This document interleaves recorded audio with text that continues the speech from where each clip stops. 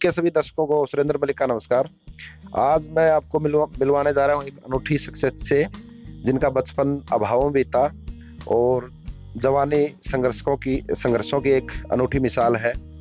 इनकी जीवन की जो कहानी है उसको देखकर लगता है कि जो दो पंक्तियां मेरे को याद आ रही हैं। कौन कहता है कि आसमां में सुराख नहीं हो सकता, कौन कहता है कि आसमां में सुराख नहीं हो सकता, एक पत्थर तबीयत से उछालो तो यारो। तो आइए मिलते हैं रमेश मलिक जी से। नमस्कार भाई साहब। नमस्कार।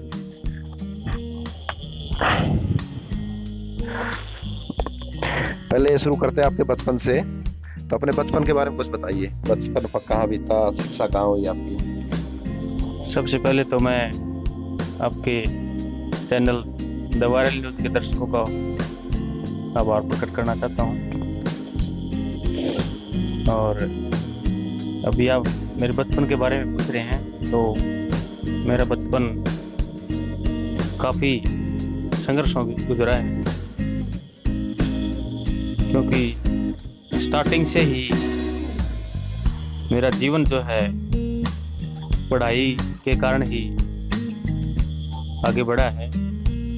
और 4th क्लास तक मैं पढ़ाई में नॉर्मल ही था, और इसके बाद बस एक मन में एक कशिश ही रही है कि मैं और बेटर करूं और बेटर करूं। और अभाव में मेरा बिल्कुल बचपन बीता है। मेरी माता जी ने बहुत ही ज़्यादा मेहनत की है, सिलाई करके मेरे को पढ़ाया है। मेरे फादर साहब बाहर ही रहते थे, तो मेरी माता जी का जो है सहयोग बहुत ज़्यादा रहा है। जो आपकी प्रारंभिक शिक्षा है, जैसे 10वीं तक की, तो कहाँ, गाँव में हुई कि शहर में हुई है? हरियाणा बोर्ड से हुई है कि सीबीएसई इंग्लिश मीडियम से? मेरी प्रारंभिक शिक्षा गांव में हुई। मैं मिडिल क्लास तक हरियाणा विकास पब्लिक स्कूल के नाम से स्कूल था, उसमें पढ़ता था। इसके बाद मैं गवर्नमेंट स्कूल में पढ़ा। फिर मैट्रिक है वो भी गाँव से की है। तो प्रारंभिक शिक्षा मेरी 10वीं तक गाँव में। 10वीं या तो 12वीं के बाद जब आप गांव से बाहर गए, उसके बाद की शिक्षा कहाँ से ली आपने? उसके बाद वह सब साथ के साथ क्या था कि थोड़ा सा भाव था, फाइनेंशियली कंडीशन थोड़ी ठीक नहीं थी। तो ये जो संघर्ष है पढ़ाई का 10th क्लास से शुरू हो गया था। मैं 11th में स्कूल में जाता था, और साथ में मैं 8वीं और 10वीं के बच्चों को उसी टाइम से मैं पढ़ाने लग गया था। और 10वीं के बाद मैं एडमिशन लिया था स्कूल में ही साथ। बट मैं स्कूल में बहुत ही कम गया था, क्योंकि साथ में मेरे को कमाना पड़ता था, बच्चों को पढ़ाना पड़ता था। तो 12वीं में नहीं था। तो नौकरी के लिए आपका संघर्ष कब से शुरू हुआ? जैसे कि आपने बताया आपके पिताजी बाहर रहते थे और खेतीबाड़ी भी कोई ज्यादा नहीं थी, तो आपने नौकरी के लिए संघर्ष कब से शुरू किया और वो कितना मुश्किल रहा आपका? नौकरी के लिए तो 10th क्लास से ही सोच लिया था। मेरी माता जी ने बोला कि बेटा नौकरी के लिए फार्म भर ले, नौकरी के लिए फार्म भर ले। तो 10th क्लास में मेरा एयरफोर्स में सिलेक्शन हो गया था, बट किसी कारणवश मेडिकल में मैं रह गया था। 2001 की बात है शायद, मुंबई में था मेरा। और नौकरी तो मैंने 11th में स्टार्टिंग शुरू कर दी थी, वो मिली नहीं, वो बात अलग थी। फिर आपका ये संघर्ष मान लो नौकरी के लिए चलता रहा। फिर अभी जो आप बैंक में जैसे कार्यरत हो, वरिष्ठ सहायक के पद पे एसबीआई बैंक में, तो ये नौकरी आपको कब मिली?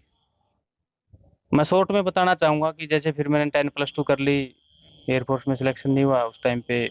फिर मैंने इसके बाद बच्चों को पढ़ाना पढ़ाना मेरा एक जुनून है, पेशा है, सॉरी क्या नाम है, एक शौक है मेरा।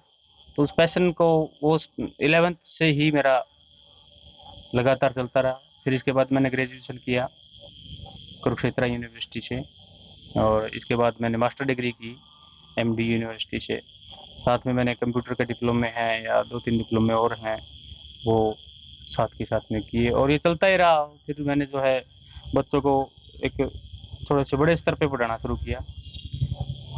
2010 में शुरू कर दिया था मैंने। तो 2010, 11, 12, 13, 3-4 साल पढ़ाते रहे। तो उसी दौरान मन में एक टीस थी, क्योंकि माँ बाप का एक सपना था कि हमारा भी बच्चा जो है जॉब लगे। तो मैंने बैंक के फॉर्म अप्लाई किए, तब मेरा बैंक पीओ में सिलेक्शन हो गया, तो वो मैंने ज्वाइन नहीं किया था। फिर ये दूसरा ये हो गया था, ये स्टेट बैंक में फिर मैंने 2013 में मैंने जो है ज्वाइन किया। तो आपकी शिक्षा, नौकरी के लिए संघर्ष, और आपने जो बताई शिक्षा भी आपने काफी उच्च स्तर तक की ली है। इस सफर के दौरान कभी आपको लगा, मतलब निराशा लगी कि मतलब हाँ, मतलब ये मेरे से नहीं हो पाएगा, कोई दूसरा विकल्प के बारे में सोचा हो, या पॉजिटिविटी कंटिन्यूस रही, कोई मोटिवेशन गाइडलाइन मिलता ही रहा, या कभी निराश भी हुए, ऐसे लगा कि अभी छोड़ देना चाहिए इन चीजों को? अब वो बीच बीच में लगा कि कई बार क्या होता है कि जो लोग हैं वो टोंटिंग करते थे कि भी ऐसे काम नहीं चलेगा, कुछ काम धंधा कर लो परिवार का, क्योंकि भाई परिवार में आर्थिक तंगी थी। इस कारण से लोगों की टोंटिंग को मैंने जो मेरा हथियार बनाया, और उनके तानों को जो है मैंने हथियार बना के जो है फिर और ज़्यादा मेहनत की मैंने। तो घर की जिम्मेदारियां तो आपके ऊपर थी। आपके घर में आपसे कोई आपका बड़ा भाई, पिताजी जैसे आपने बताया बाहर रहते थे, कोई बड़ा भाई या जिम्मेदारियां निभाने के लिए कोई और भी था, या पूरी घर की जिम्मेदारियां जितनी भी होती हैं वो सभी आपके कंधों पे ही थी, नौकरी से पहले भी और नौकरी के बाद भी? जिम्मेदारियां निभाने के लिए देखो, वो तो शुरू स्टार्टिंग से 6th क्लास से हम खेतों में भी काम करते थे, खेतों में काम करके आगे पढ़ते थे। और घर में मम्मी और दादी जी थी जो कि जिम्मेवारियां संभालती थी। बट साथ में मेरे को भी लेके चलते थे, वो जो भी काम होता था हम बिल्कुल इकट्ठे मिलके। और साथ में सिस्टर थी अपने दो, दोनों सिस्टर और हम बिल्कुल कंधे से कंधा मिला के खेत में भी हमने काम किया, बड़े अच्छे से काम किया। और साथ में फिर हम तीनों भाई बहन रात को हम लेट नाइट तक हम पढ़ते भी थे। तो जिम्मेदारियां तो थी, इसमें कोई दो राय नहीं। एक आम परिवार से, गरीब किसान परिवार से आते हुए आपने मतलब उच्च स्तर तक की शिक्षा हासिल की, फिर एसबीआई में आपने नौकरी प्राप्त की, संघर्षों से भरा आपका सफर रहा, और अभी मतलब एक और खुशी की बात यह है कि आज अभी आपने यूजीसी नेट की परीक्षा क्लियर की है। तो ये आपकी इन सफलताओं से भरी कहानियों को देख के मेरे को दो लाइनें याद आ रही हैं कि लहरों से डर के नौका पार नहीं होती, कोशिश करने वालों की कभी हार नहीं होती। आपने इन लाइनों को सच साबित किया है।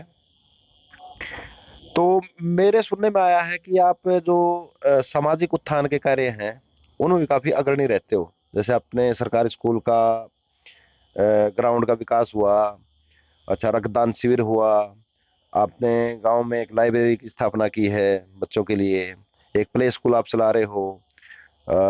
तो आपकी नौकरी, प्ले स्कूल, लाइब्रेरी, सामाजिक दायित्व, आपके पिताजी मैंने सुना छात्रावास का आपके अभी प्रधान है, उनकी अलग जिम्मेदारी, तो इतनी जिम्मेदारियों को मैनेज कैसे करते हो? मतलब कौन सी चक्की का आटा खाते हो? इसमें देखो भाई साहब, ऐसा है, ये जो चीजें हैं, जो और सॉरी, मैं एजुकेशन। आपको थोड़ा डिस्टर्ब करूंगा इसमें। ये सब होते हुए भी घर की जिम्मेदारियां, सामाजिक जिम्मेदारियां, और बैंक की नौकरी, उसके बाद भी यूजीसी नेट को बिल्कुल आसानी से इजीली क्लियर कर लेना, मतलब ये नॉर्मल बात तो है नहीं। तो इसलिए मैं पूछ रहा हूँ कि कौन सी चक्की का आटा खाते हो? चक्की का आटा तो मैं बिल्कुल खाता ही नहीं था, सीधी सी बात है, क्योंकि मैंने 6 6 7 7 महीने, एक एक साल तक इतनी कड़ी मेहनत की है कि मैं मतलब कई बार खाना ही नहीं खाता था, सही बात बताता हूँ मैं आपको। घर वाले बोलते थे भाई खाने का टाइम हो गया, तो मैं पढ़ाई में इतना लीन हो जाता था कि खाना, आटा जो आप बोल रहे हो भूल ही जाता था मैं। रही बात जिम्मेवारियों की और साथ में सामाजिक दायित्वों की, तो ये एक मेरा पैशन है, एजुकेशन जो है। और क्योंकि मेरे को पढ़ाना और पढ़ना दोनों चीज़ें बहुत पसंद है। देखो मैं भी एक सरकारी जॉब में लगा हूँ, 30 40 50 हज़ार जॉब मेरे को मिलते हैं, उसमें मैं मेरे इस आरामसी सेक्टर में जाके मज़े से रह सकता था। बट मेरे को ये लगा कि भाई इस समाज ने मेरे को इतना दिया है, तो मैं क्या मेरी सैलरी का 10% 20% जो है लोगों की भलाई के लिए डोनेट नहीं कर सकता क्या? तो इसी को मद्देनजर रखते हुए एक लाइब्रेरी बनाई है। अच्छा, ट्यूशन की क्लासेस चल रही हैं, प्ले स्कूल के बच्चे हैं वो चल रहे हैं, साथ में हम कल्चरल एक्टिविटी, रक्तदान जो आपने बताया है, 2 बार हम गांव में रक्तदान के शिविर भी लगा चुके हैं। इसमें आप जैसे भाइयों का बड़ा ही अच्छा सहयोग रहा है। तो ये सारी चीजें एक पैशन है, तो पैशन के कारण ये सब जो है संभव हो पाई। और इसमें जो है युवा साथियों का बहुत ही ज्यादा सहयोग रहा है। और दूसरा आपका सवाल था कि इतने व्यस्त टाइम होने के बावजूद भी यूजीसी नेट का जो है आपने एग्जाम पास किया है। देखो, यूजीसी नेट मेरे हिसाब से गांव में काफी युवाओं ने पास कर रखा हुआ है, इसमें कोई बड़ी बात नहीं है। बट मेरे लिए थोड़ा सा असंभव स्टार्टिंग में इसलिए लग रहा था क्योंकि मैं 10 से 5 बैंक की ड्यूटी होती थी, पब्लिक डीलिंग होती थी, टाइम नहीं मिलता था मेरे को। तो मैं जैसे इवनिंग में आता, थोड़ा सा फ्री होके मैं 9 बजे या 8 बजे पढ़ने खाना खा के बैठ जाता था। और मैं लेट नाइट तक, रात के 2 बज जाते थे, कभी 4 भी सुबह हो जाती थी, मैं सोता नहीं था। मेरे घर वालों का इसमें बहुत ही ज़्यादा सहयोग रहा है, मेरे पेरेंट्स का, मेरी मम्मी का, और ख़ासकर से मेरी वाइफ ने जो सहयोग दिया है। जैसे मैं रात को पढ़ता था तो वो ऑटोमेटिक ही रात को, पता क्या होता है, 1 1:30 बजे खड़ी हो जाती, कॉफ़ी बना लेती, चाय बना लेती, कोई नींद नहीं आएगी इनको, ये पढ़ते रहें पढ़ते रहें। तो इस प्रकार से मैंने अपने रातों की नींद खोई है। और इस यूजीसी नेट एग्जाम के लिए पिछले 6 या 7 महीने से आप देख रहे होंगे, मैं ग्राउंड में डेली जाता था, बट 6 7 महीने से इसलिए नहीं जा रहा कि मैं अपनी तैयारी करूं और इसको, एग्जाम को मैं क्रैक करूं। तो 1990 में जो वो सफेद शर्ट और खाकी पजामा पहन के स्कूल में जाने वाला रमेश, और आज यूजीसी नेट क्लियर करके एक मिसाल बनने वाला रमेश, जब सुबह आईने के सामने खड़े होते हो तो कुछ फीलिंग आती है, अलग कुछ प्राउड फील होता है? फीलिंग तो भाई साहब ये आती है कि मेरे कारण अगर किसी को खुशी मिलती है, या मेरे कारण गांव का कोई बच्चा आगे बढ़ता है, तो इससे बड़ी ज़्यादा खुशी मेरे को और क्या मिले।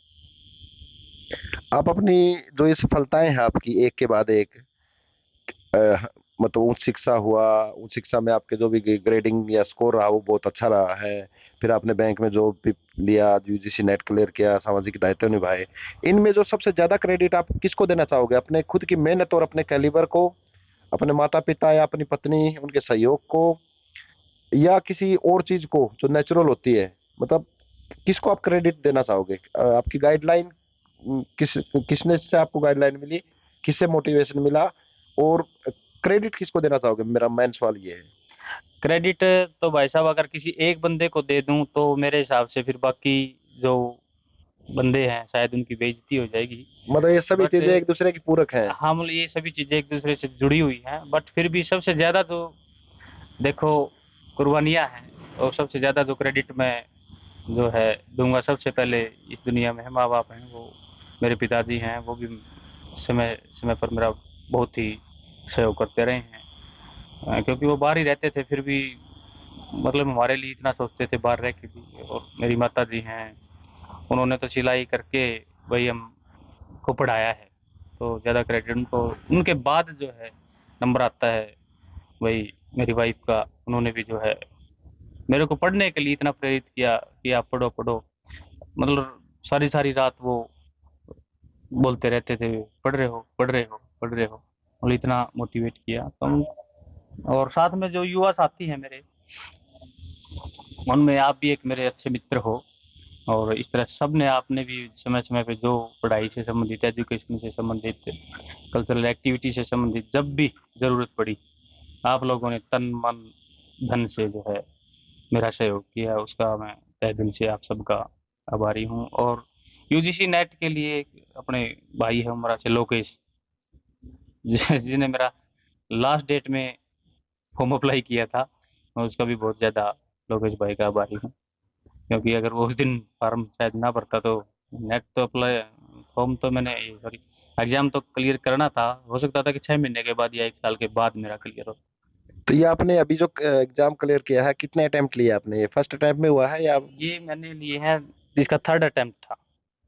थर्ड अटेम्प्ट में आपका हाँ, हुआ है? फर्स्ट अटेम्प्ट में मैं बस वैसे ही बिना कोई तैयारी त्यूरी के देने चला गया था। सेकंड अटेम्प्ट में मेरा थोड़ा सा रह गया था, ये मेरा थर्ड अटेम्प्ट था। थर्ड अटेम्प्ट में मैंने क्लियर किया। जो बाकी युवा साथी यूजीसी नेट की जो तैयारी कर रहे हैं, उनके लिए आप क्या दो शब्द कहना चाहोगे उनको, क्या मतलब बताना चाहोगे, क्या ध्यान रखें, कैसे पढ़ाई करें? मैं तो देखो ज्यादा तो बोल नहीं सकता, बट जहाँ तक मैंने यूजीसी नेट क्लियर किया है वो ये है कि देखो, कोचिंग जो है वो एक डायरेक्शन है, सिलेक्शन नहीं है। Coaching is only direction, not selection. आप अपने घर पे बैठ के यूजीसी नेट नहीं, मैं बोलता हूँ कि यूजीसी नेट, सीईटी, सीयूईटी, यहाँ तक यूपीएससी का एग्जाम भी आप घर बैठे क्लियर कर सकते हो, क्योंकि जो है टेक्नोलॉजी इतनी ज़्यादा बढ़ गई है। आप यूट्यूब पे सब कुछ मिल जाता है आपको, या फिर और भी लेक्चर हैं आपको फ्री में मिल जाते हैं। बस सिर्फ और सिर्फ जो है सफलता और असफलता में सिर्फ इच्छा शक्ति का एक फर्क होता है। असफल आदमी में इच्छा शक्ति की कमजोरी होती है, और सफल आदमी में एक इच्छा शक्ति होती है, और वो इच्छा शक्ति वो उसको अपने घर पे बैठ के भी मिल सकती है, और वहां से कोई भी एग्जाम वो क्रैक कर सकता है।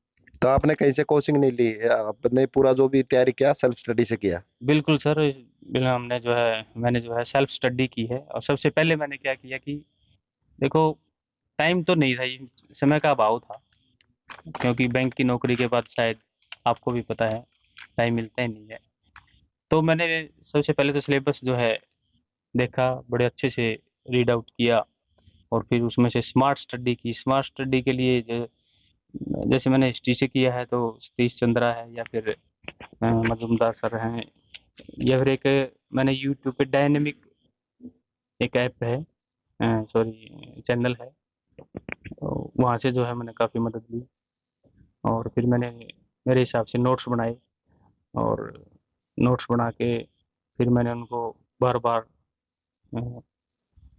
एक ये पीवाईक्यू का जो है रोल इसमें बहुत ज़्यादा रहा है।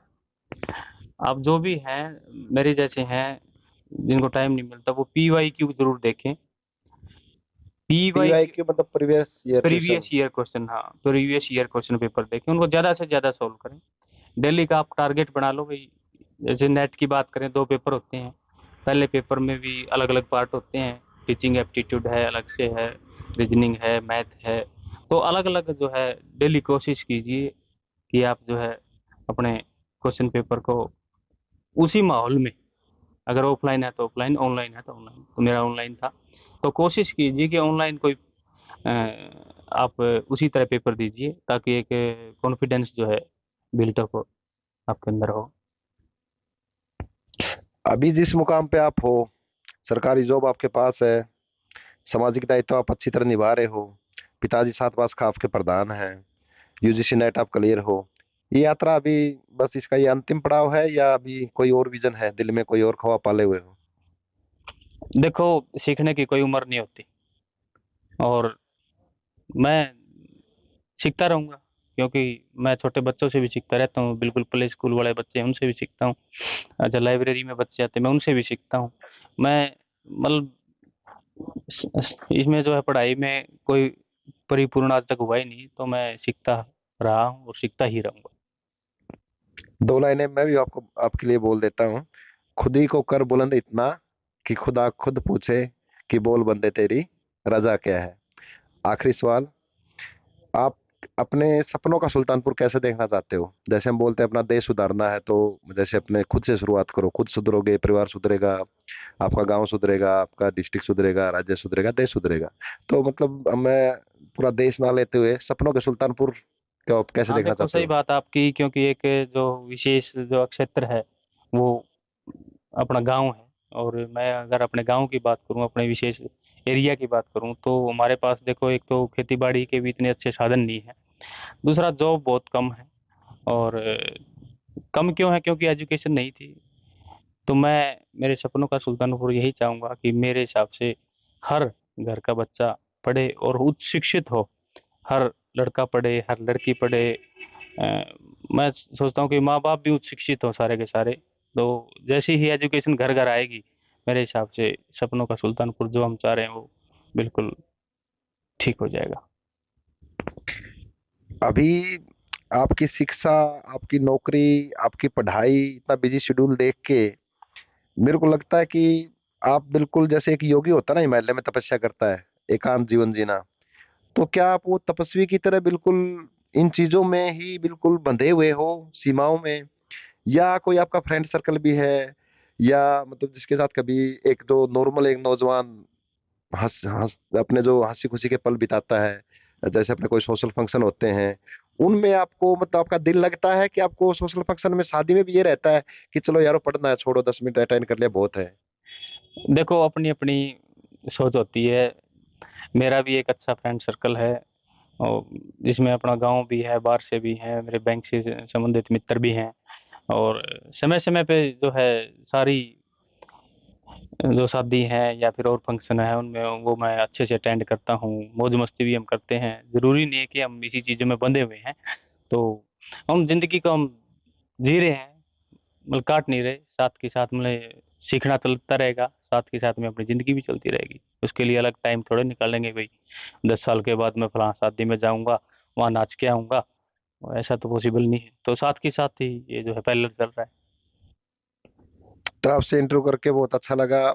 आप गांव के लिए एक मिसाल हो, सुल्तानपुर का आप चमकता सितारा हो, क्योंकि आपने किसी एक क्षेत्र में नहीं, आपने शिक्षा के क्षेत्र में गांव के उत्थान के लिए, गांव के जो सामाजिक आपके दायित्व हैं उनको निभाते हुए, घर के दायित्व को निभाते हुए भी यूजीसी नेट को क्लियर किया है।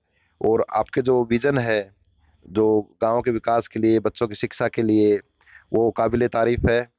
भगवान करे आप दिन दोगुनी रात चौगुनी उन्नति करें।